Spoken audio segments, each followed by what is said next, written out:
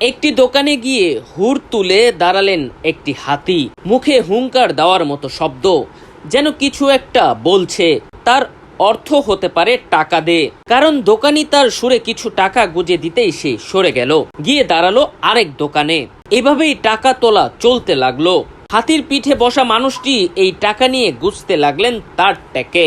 মঙ্গলবার 22 এপ্রিল বিকেলে সুনামগঞ্জের জগন্নাথপুর উপজেলার কলকলিয়া ইউনিয়নে মোহাম্মদগঞ্জ বাজারে বিশাল এক হাতি দিয়ে বিভিন্ন দোকান থেকে টাকা আদায় করতে দেখা যায়। বিশেষ করে শিশুরা, তারা হাতির পিছনে পিছনে ছুটতে থাকে। তবে অর্থ ব্যয় করতে হচ্ছে বলে ছোটদের মতো বড়দের ততটা আনন্দ নেই। অনেকে স্পষ্ট বিরক্ত প্রকাশ করেন। জোরপূর্বক টাকা নেওয়া হয় কি, এমন প্রশ্ন করলে হাতির পিঠে থাকা জহিরুল ইসলাম বলেন, আমি কারো কাছ থেকে হাতি দিয়ে জোরপূর্বক টাকা উঠাইনি, ইচ্ছা করে যা দেন তাই নিয়ে যাই। জগন্নাথপুর থেকে মোহাম্মদ মুকিম উদ্দিন, দেশ বৈচিত্র্য সংবাদ।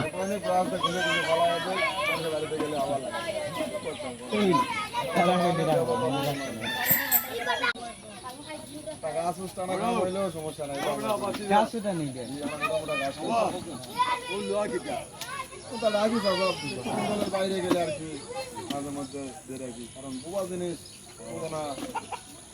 আপনি নিরাপত্তা থাকবেন, তার মার খাইছেন না। আমার হলে দৌড় দিব আটকে দিলাম, কিছু করতে পারবো অনেক বড় আছি, মানে বেটে হাতের ভিতরে এটা ছিল, কিন্তু কষ্ট দেবো এত বড় আর কারো বেটে হাত ছিল, কিন্তু কষ্ট দেবো না।